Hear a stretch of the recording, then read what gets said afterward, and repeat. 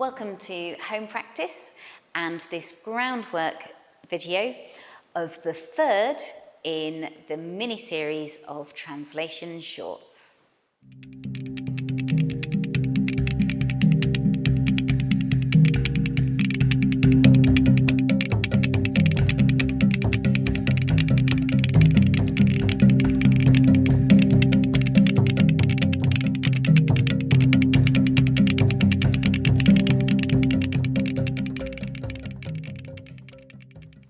I'm Laura. I'm a white female dancer with shoulder-length, wavy, reddish-brown hair. I'm wearing blue jogging bottoms, a navy hoodie, and I'm sat in my wheelchair in the studio with wooden floor and pale blinds behind me. This groundwork video is looking at translating movement from one dancer to another dancer with a diverse body. If you've already watched some in this mini-series of translation shorts, then do feel free to skip ahead to the first timestamp where we actually start translating the movements. If not, I'm just going to give you a little bit more background information. So we're going to look at translating movement using the 4 different areas of translation that I like to break down and use to kind of dissect movement and figure out how to translate it. This is something that works better using all of them in a choreographic setting, because usually you have a bit more time. If you're in the studio doing technique, then you may only have time to do 1 or 2 of these areas. If you haven't watched the video on translation, the very first video introducing these areas, there is a link in the description and you can have a look at that to get a little bit more detail. But to remind you, the 4 areas are intention and energy or effort, spine and direction, no, not detail, that comes next. It is quality and rhythm, and then finally it's detail and focus. And we're going to work through all of these, looking at that movement, taking it from one dancer and putting it onto another body. I hope that all makes sense. So for this one, we're going to start with some movement from Nadenh. And this is one of his favourite moves, actually. This is one of his turns. So we'll have a look at this movement. So Nadenh is sat in his wheelchair. He shifts forwards to reach low, spinning his wheels round behind him to come back to upright.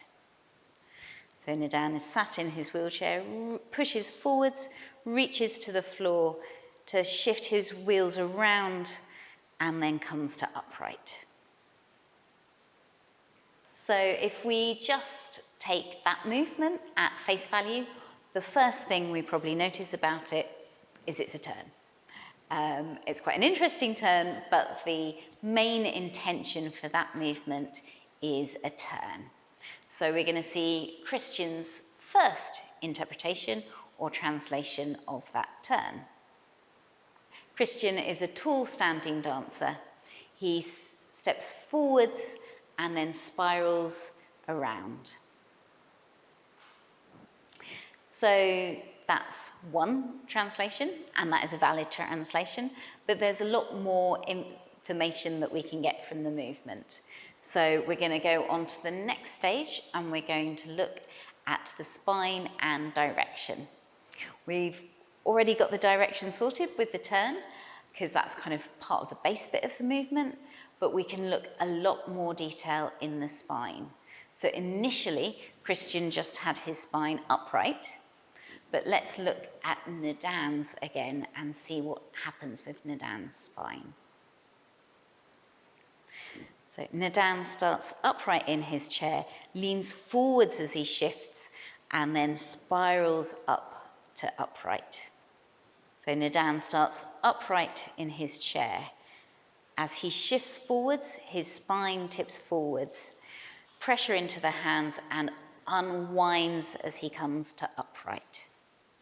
Christian starts upright, shifts and dips his spine and spirals out.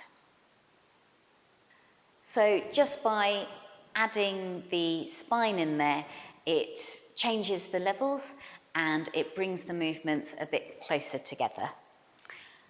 Then the next thing that we have to think about is the quality and the rhythm of the movement. So we'll look at Nadenh's again. Nadenh shifts forwards, places weight into his hands and suspends as he comes around and spirals up.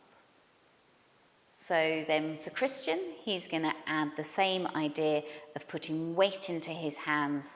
There's a smooth start, weight into the hands, and a bit of a suspend as he comes round.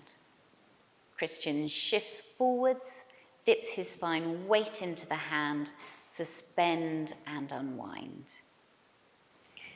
So we're nearly there with that. We've just got to think about the detail and the focus, just the little cherries on top to draw it all together. So we'll look at Nadehn's one more time and paying extra attention to maybe how he starts, where his hands are, what his focus is, any little detail that you can pick up on. You might pick up on something that I don't mention, that's fine. Nadenh shifts forwards in his chair, reaching, looking between his hands, leaving his focus to last, bringing his hands together. So if we look at Christian's version, we'll see him have that same focus down between his hands, leaving his head behind, and then bringing his feet together in parallel to finish. So Christian shifts forwards into the space, looking between his hands, spiraling up, leaving his head behind. Okay, so that's worked through those 4 different areas again, and hopefully you can see how by focusing on different parts of the movement, we can start to draw the 2 different movements together and find a bit more unity. And remember that this is something that can happen either way around. It can be from a non-disabled dancer onto a disabled dancer, or vice versa, a disabled dancer onto a non-disabled dancer, or any different physicality that you have in your group or that you're working with. So I hope that video was useful, and do stay tuned. There is one more in this mini-series of translation shorts. And thank you for watching. Remember to subscribe to keep up to date with any of our releases for home practice, and remember to like the video. Thank you for watching. See you soon.